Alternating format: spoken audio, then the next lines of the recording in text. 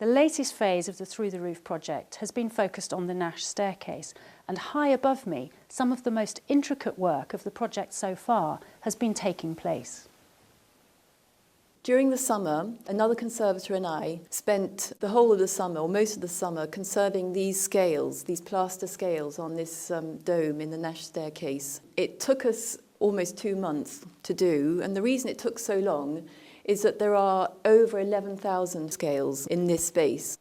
Each scale has been moulded individually. They gradually decrease in size, so from the bottom, where they're the largest, to the top, where you have the smallest, by 1/8 of an inch.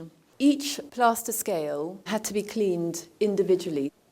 So we used a water-based solution, aqueous solution, with a very, very small percentage, about 2 or 3% of triammonium citrate, which is a chemical that conservators use a lot for removing dirt from a variety of surfaces, and it worked very well in this case.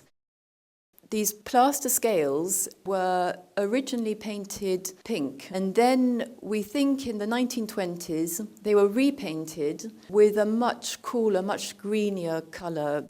There were a lot of broken scales and we had to repair those.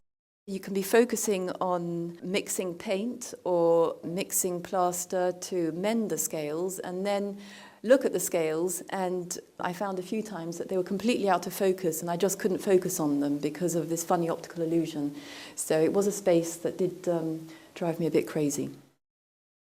This is a pattern board that we were using for trials. At the top of the pattern board we've got a colour sample which matched the colour that the scales came up to after Annabelle had cleaned them, and it's, as you can see, it's quite a sort of greeny colour. We want to change it into the pink scheme, and so this board was really a pattern board just to show how I was going to blank out the greenness in order to give a good ground for the final colour. The paint was made using the varnish, the conservation varnish, and then just yellow ochre and red oxide.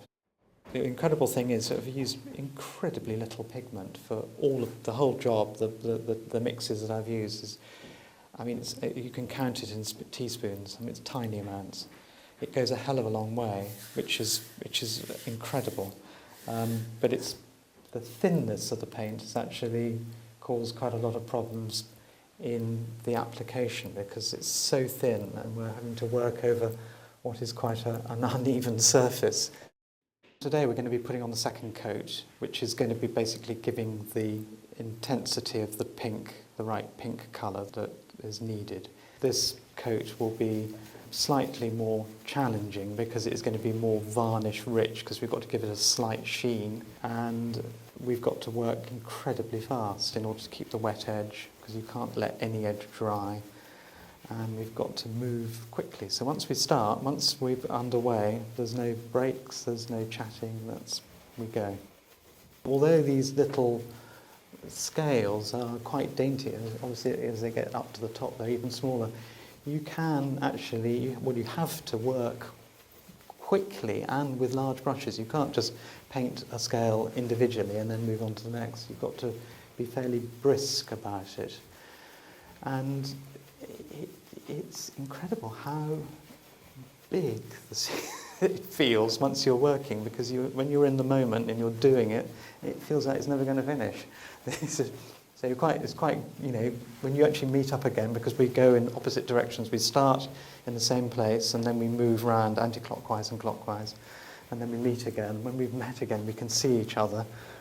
We realise we're on the home stretch and we're there. It's brilliant.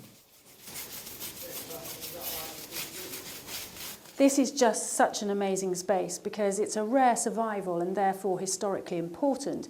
But more than that, it's a fantastic example of Nash's theatrical design as an architect.